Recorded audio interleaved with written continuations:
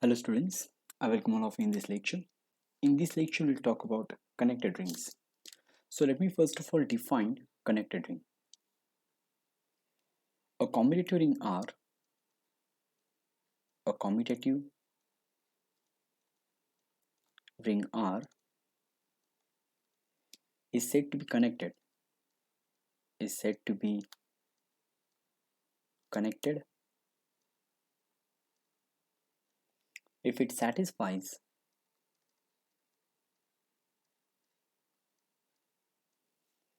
either of the following conditions. Either of the following conditions. First condition, either R should possess no non-trivial idempotent limits. That means only idempotents in R should be 0 and 1.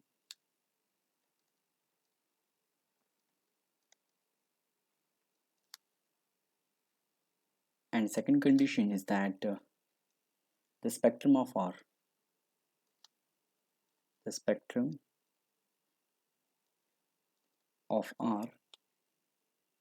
with the Zariski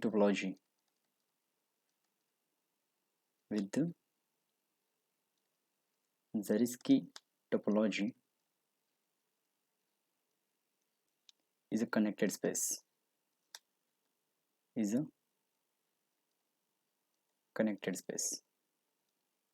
Okay. So what do you mean by connected space? Let me just explain that point to you. Connected space. That means the topological space it is said to be connected if it cannot be expressed as a union of two disjoint non-empty open sets or simultaneously closed sets, because complement of open set is closed. So connected space means a space which cannot be expressed as union of two or more disjoint non-empty closed subsets. Okay. If you are talking about Zariski topology, then it should be with respect to Zariski topology itself, right? So you should not be able to express that particular topological space as a disjoint union of non-empty closed subsets or open subsets, right? Okay. Now let's move to the one theorem that is based on connectedness of the rings. So let me write down the theorem. Let A equal to A1 cross A2 cross so on AN. That means this is equal to product of AI's I equal to 1 to N. Okay. Be the direct product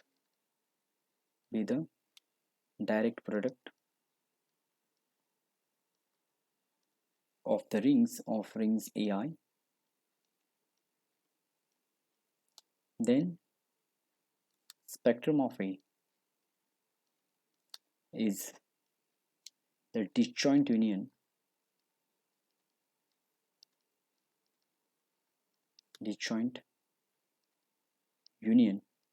of open and closed subspaces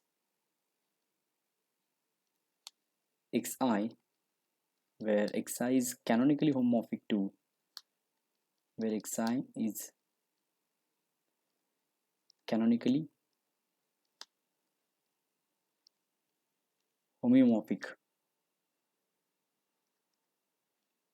to spectrum of AI. Okay. So what exactly we need to prove? We need to prove that spectrum of A is the disjoint union of open or closed subsets of A, closed subset xi. That means spectrum of A is disconnected, right? It is not connected. Okay.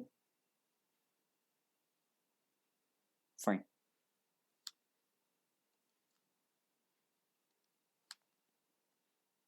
Now let's move to the proof of this particular theorem. Let's go to the proof. See.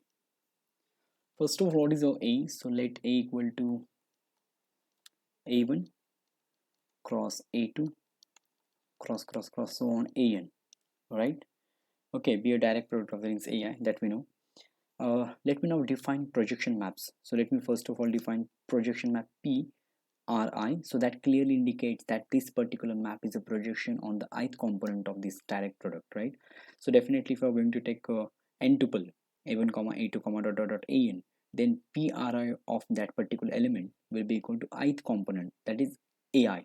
Okay, just for an example, so I'm going to define Pri as a map from a to ai. Okay, let me write that this is with canonical projection, be the canonical projection.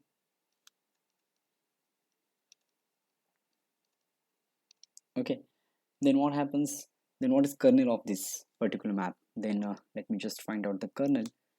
Then kernel of Pri is equal to, it's quite obvious that kernel means set of all elements in a whose image is 0, right?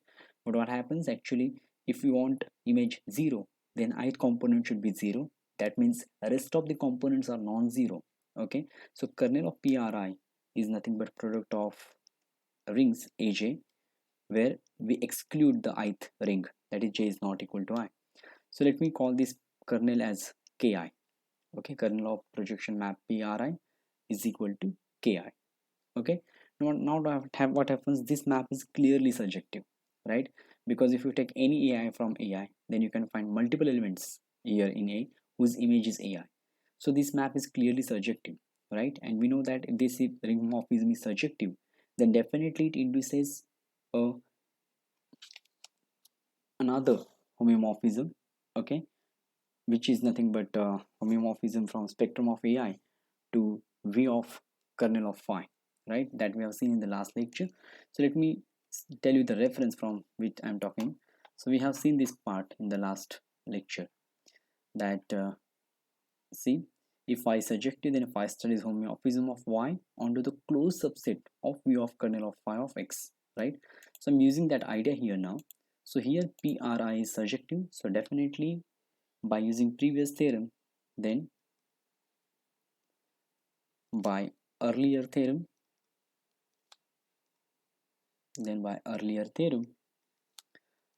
Pri star, okay, is a homeomorphism, is a homeomorphism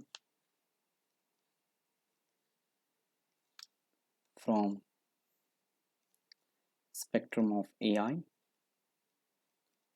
okay, to v of kernel of Pri. But kernel of Pri is ki, so let me write it as a ki, v of ki, right? Now let's focus on these sets.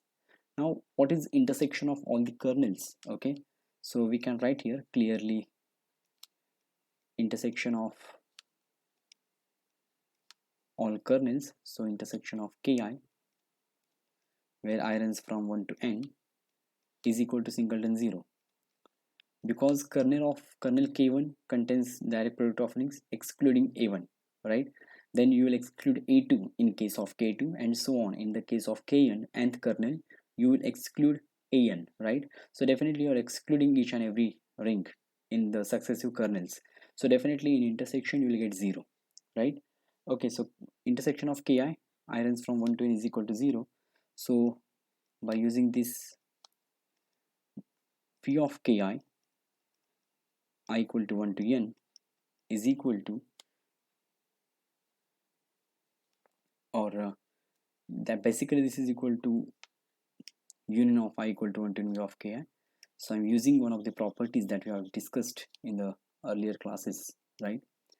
So union of these closed subsets v of ki, I equal to 1 to n, is nothing but intersection, right? V of intersection, we just write, so this is equal to v of intersection of ki, I equal to 1 to n, right? But intersection of ki, I equal to 1 to n is singleton 0, so this is v of singleton 0, and every prime ideal contains singleton 0, so this is nothing but spectrum of a, right? So what happens, so what does this mean? So all these closed subsets covers spectrum of a because their union is spectrum of a. So this clearly indicates that thus v of ki, this family, okay, I equal to 1 to n, covers spectrum of a. This particular family covers spectrum of A. That's it. Now I want to prove that these all sets are disjoint, and then I will prove that these sets are closed. Okay, because basically what I have shown, closed as well as open, because we have shown, we want to show that we have to express spectrum of A as disjoint union of open and closed subsets. So these are already closed, so I need to prove that they are open. Okay, and secondly I need to prove that intersection is empty. Okay, so let me go for intersection now, because I have shown one part that these all sets covers spectrum of A, right? Now let me go to the intersection. Now further, kernel ki plus kernel kj is equal to A for I not equal to j. Very simple, because ki contains union of all. You can easily see this. Ki contains, k is nothing but a product of all rings where we exclude i3 and we exclude j3, but i3 is including here and j3 that we exclude here is included here. So if we take the sum of these two kernels, definitely we'll get A. Okay, and what is v of ki intersection v of kj? So we have shown this is equal to v of ki plus kj. Okay, but we have v of ki plus kj is equal to v of 1, because that is equal to whole ring, and there is no I prime ideal which contains whole ring, so definitely this is empty set. So we proved that these sets are disjoint. So this implies v of ki I equal to 1 to n are disjoints. Okay, now it only remained to prove that these sets are open. So let's find out the complement of each and every set. Finally v of ki complement. Okay, so v of ki complement, what it will be equal to? So this is equal to union of v of kj, definitely where j is not equal to I, right? But this is finite union of closed sets, right? So this particular set is closed. Okay, this is finite union of closed sets, right? So what this implies? This implies this union v of kj where j is not equal to I is closed, right? So that implies complement of v of ki is closed. So v of ki complement is closed, and if complement of a subset is closed, then that subset is open. So this implies v of ki is open. Okay,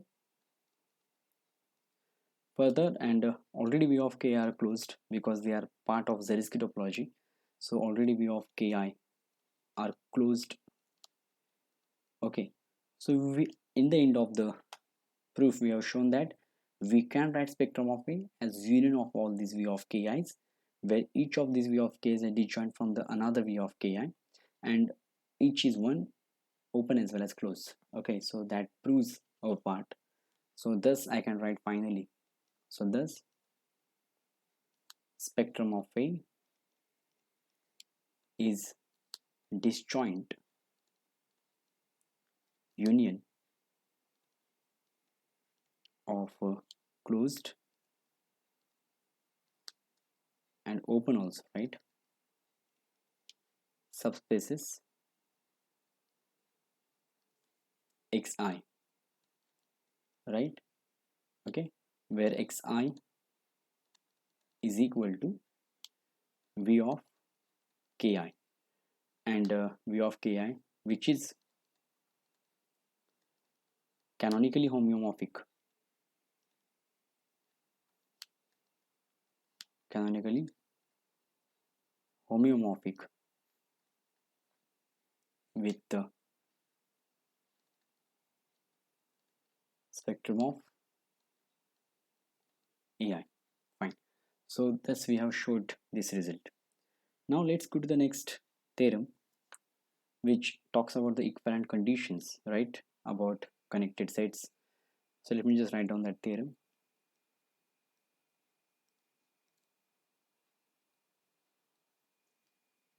Let A be any ring. Let A be any ring. Show that the following statements are equivalent. Are equivalent. Let me write down the statements. First statement, X that is equal to spectrum of A is disconnected.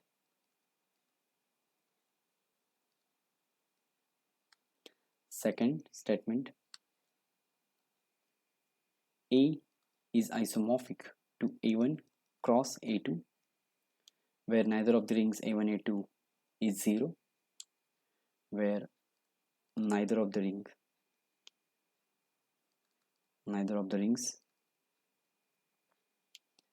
A1 comma A2 is the 0 ring. And third condition is that A contains an idempotent other than 0 and 1. Other than 0 and 1. Okay. So let's now show the equivalence of these statements. Let me go one by one now. So let me start the proof. First of all, I will show that 2 implies 1.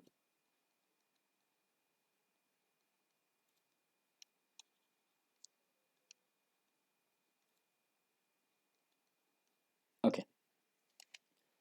So first of all, let's assume that 2 is true. Suppose A is isomorphic to A1 cross A2, right? Where neither of the rings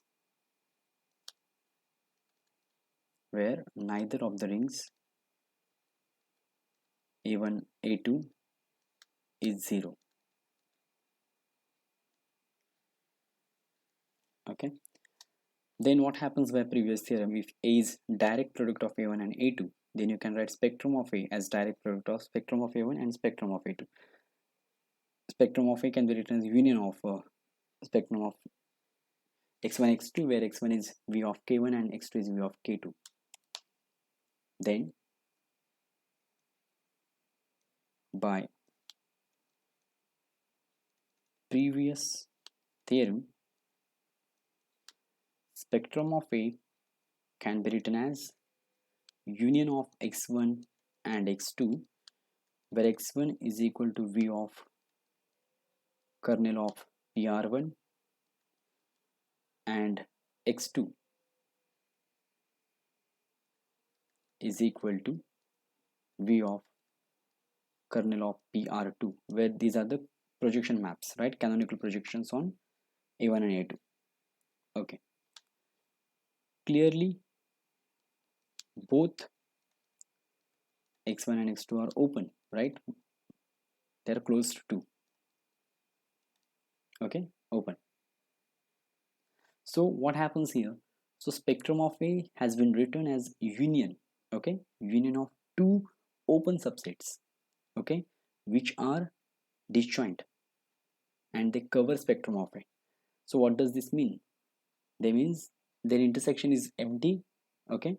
And they cover spectrum of A, both are open, so that means spectrum of A is disconnected. So this implies spectrum of A is disconnected. Now we will prove 1 implies 3. So let us prove 1 implies 3.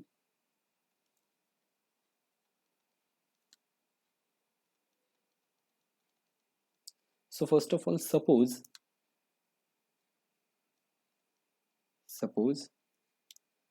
x equal to spectrum of A is disconnected, right? So this implies x can be written as union of 2 disjoint open subsets or closed subsets, right? So x can be written as v of I union v of j, union v of j, where vi and vj are closed non-empty subsets of x. Okay, fine. Now also v of I plus j, which is equal to actually v of I intersection v of j, but v of I intersection v of j is empty, right? So what does this mean? Because obviously empty, because spectrum wave is disconnected. That means these two sets are disjoint, so their intersection is empty. So that means v of I plus j is empty. So this implies v of I plus j is empty. Okay, so there is no prime ideal which contains I plus j. Okay, so this implies there is no prime ideal. This implies there is no prime ideal which contains I plus j. And this can happen only in the one case, that I plus j is equal to whole ring. So this implies I plus j is ring generated by 1. Okay, so what this implies, you can write 1 as addition of a plus b for some a belongs to a and b belongs to b. Just a second, a belongs to I and b belongs to j. Let me just correct this statement. Okay, fine. Now let's try to show that we can find non-trivial idempotents. So this is 1 is equal to a plus b. That's my first statement. Okay, further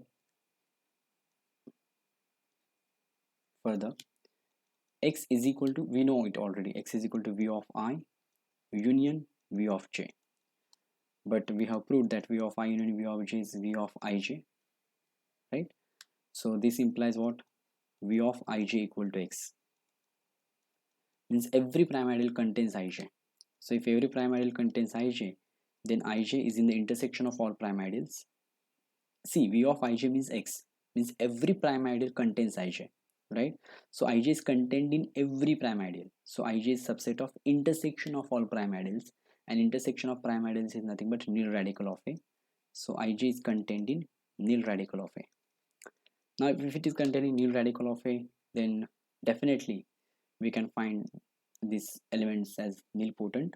So this implies there exists n greater equal 1 such that a into b, a belongs to I, b belongs to j, so a into b belongs to ij, so some power of ab is equal to 0, right? But ring is commutative, so this implies a raised to n, b raised to n equal to 0. Now think about a plus b raised to 2n. Now think about a plus b raised to 2n. Let me first of all, using binomial theorem, let me decompose this. So what is a plus b raised to 2n? We have a plus b raised to 2n is equal to 2n choose 0, 2n choose 0, a raised to 2n, b raised to 0, right? Then plus 2n choose 1, a raised to 2n minus 1 b, plus go on doing this. 2n choose n minus 1,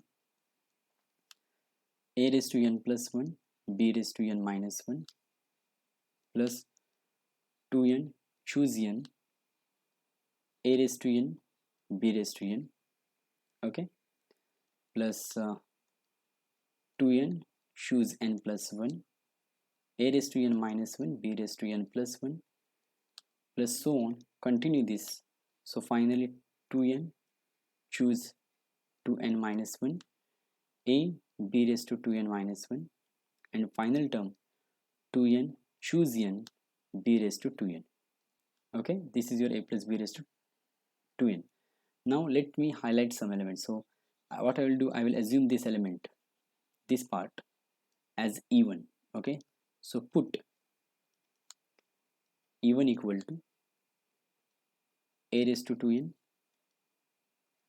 2n choose 1, a raised to 2n minus 1 into b, plus plus plus so on, 2n choose n minus 1, a raised to n plus 1, b raised to n minus 1, and e2, let me highlight e2, so I will put this term as e2. Okay, and put e2 equal to 2n choose n plus 1, a raised to n minus 1, b raised to n plus 1, plus plus plus so on, 2n choose 2n minus 1, a b raised to 2n minus 1, finally 2n choose 2n, so that is 1, so b raised to 2n, right? So but a plus b equal to 1 now, so what happens? Thus a plus b raised to 2n is equal to e1 plus we have ignored one term, that is 2n choose n, a raised to n, b raised to n, plus e2. Okay, so this implies 1 raised to 2n means 1, so 1 is equal to e1 plus e2. Let me write reasons. First thing is a plus b equal to 1, and second thing is an a raised to n, b raised to n equal to 0, so that's why e1 plus e2 equal to 1. Okay, now and e1 into e2 equal to 0, you can easily observe this, no, not so difficult. If you multiply e1 and e2 together, then you will find this term. Let me highlight that term, this term a raised to b raised to n every time. See, if I multiply this term by a raised to 2n, then definitely a raised to n is here, and here b raised to n is there, right? So a raised to n, b raised to n will be there. Okay, definitely b raised to n is there for every term after this. Okay, and if you multiply by a raised to 2n minus 1, here a raised to n minus 1, so definitely you will have some power of a raised to n and something else. So definitely this term takes part in each and every term after taking product of e1 and e2, and this term is 0, so each and everything vanishes in e1 e2, so that's why e1 e2 is equal to 0, right? So let me just see. So this implies what? This implies e1, what is value of e2 from this equation? 1 minus e1 is equal to 0, right? So let me simplify that. This implies e1 minus e1 square equal to 0, right? So this implies e1 square equal to 1, e1 square equal to e1, sorry, and you can easily find out e1 is nothing but in I, because a belongs to I, so every power of a is in I, and if you multiply element of I by any element b or any power of b, then that element will be again in I, so this complete term is in I, so e1 belongs to I, right? e1 square equal to e1 belongs to I. Okay, similarly you can prove that e2 square equal to e2 and e2 belongs to j, right? So what happens? e1 belongs to I, e2 belongs to j, so they cannot be 0, they cannot be 1. Okay, because if e1 is 0, if e1 is 0, then definitely e2 is 1. Okay, so that means j equal to ring. If e2 is 0, then e1 is 1, so I is equal to ring. If we can say if one of them is 1, then definitely that is equal to ring, whole ring, which is not the case, right? So that's why this cannot be 0 and 1. Okay, so what this implies? This implies e1 e2 are non-trivial idempotents, and we were about to find the non-trivial idempotents because we have seen it already in the statement. That third statement indicates that R contains non-trivial idempotents, right? A contains non-trivial idempotents, and we have shown it. Okay, no problem. Now let's go to the final part of this equivalence that we will prove. 3 implies 2. Okay, so for that, suppose A contains,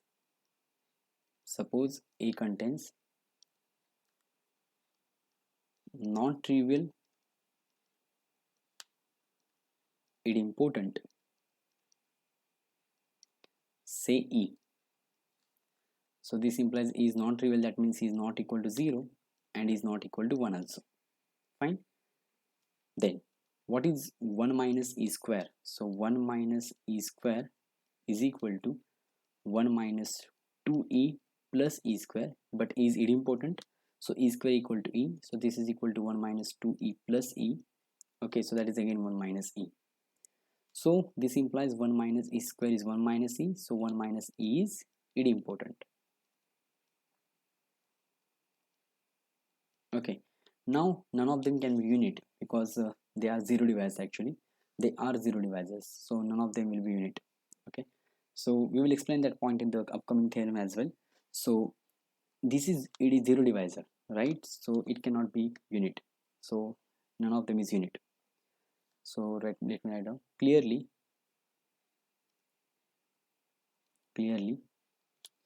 e and 1 minus e are not units, right? So definitely ideals generated by them cannot be the equal to ring. Okay, so what can I say? This implies ideal generated by e and ideal generated by 1 minus e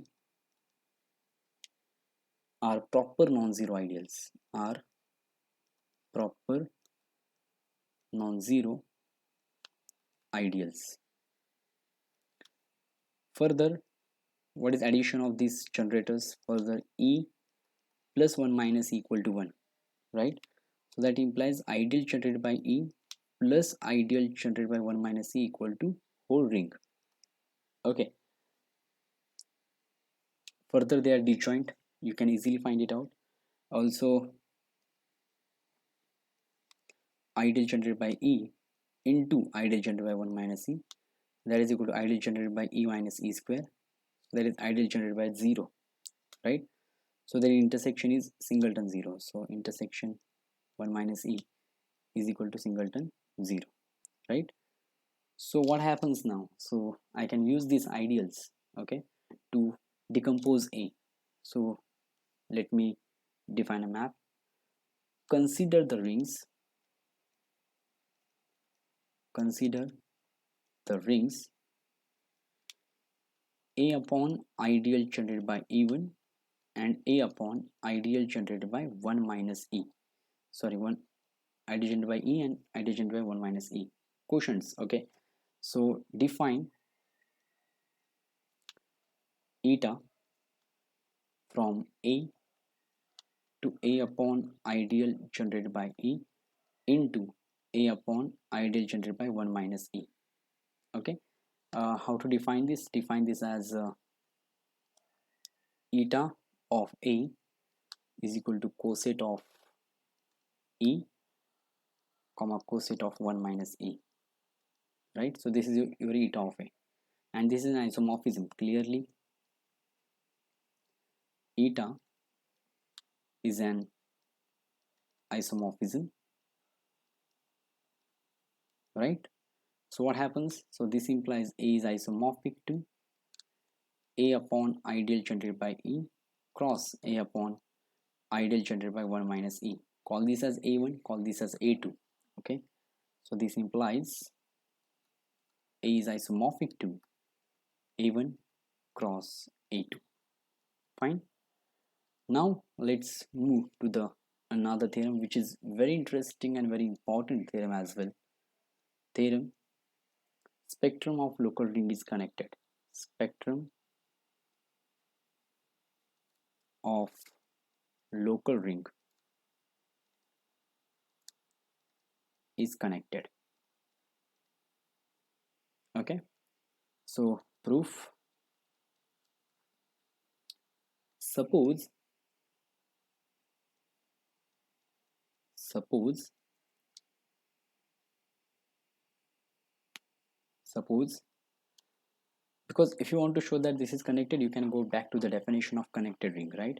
So what is connected ring? You can see here the first condition, it should not possess any non-trivial idempotent element. So let me assume that it has some non-trivial idempotent, and let's try to find out contradiction. Okay, so suppose local ring contains idempotent other than 0 and 1, other than 0 and 1. Okay, say E, then E cannot be unit, right? Then E is not unit because it is zero divisor. E is not unit. Okay, let me write, because if you multiply E into E minus 1, then this is equal to E square minus E, but E is idempotent, so this is E minus E, so 0. So this means E is zero divisor, right? So it cannot be unit. Okay, zero divisors are not unit, so that's why E is not unit. This implies E is contained in some maximal ideal. So this implies E is contained in some maximal ideal.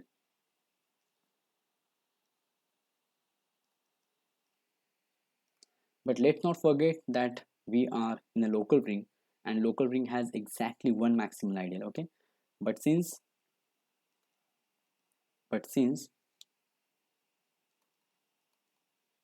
R is local ring, it has exactly one maximal ideal.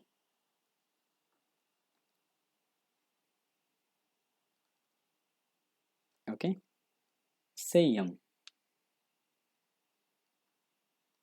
So we know what is Josephson radical. Josephson radical is intersection of all maximal ideals, but that is equal to M because there is only one maximal ideal. So what this implies? This implies E belongs to this M, but this M is nothing but the Josephson radical, right? Because Josephson radical is intersection of all maximal ideals, and there is only one maximal ideal. So J equal to M. So E belongs to J, right? Now we can go back to the one of the previous result that we have seen. Okay, let me just recall that result. We can find here if x belongs to J, if and only if 1 minus xy is unit. Okay, so I'm going to use the same thing. Now here E belongs to J, so 1 minus x into E is unit. Okay, so this implies 1 minus x into is unit for all x belongs to ring. Okay, put x equal to minus 1. Okay, put x equal to, or just put x equal to 1, that will be sufficient for us. Okay, so put x equal to 1. This implies 1 minus E is unit. Okay, and if this is so, then what happens? See here, then E into 1 minus E into 1 minus E inverse, because it is unit, so its inverse exists.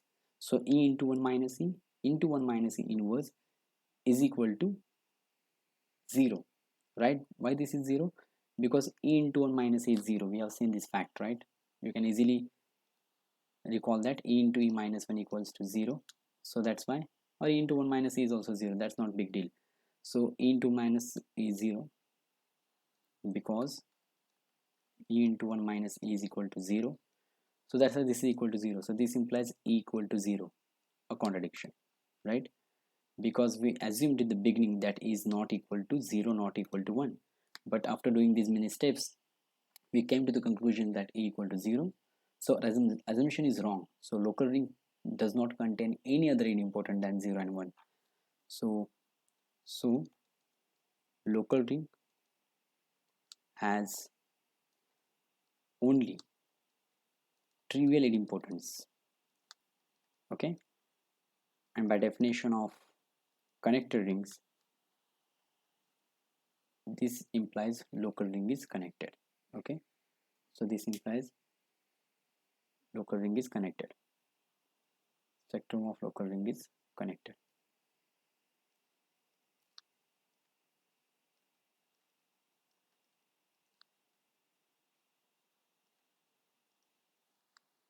Okay, fine.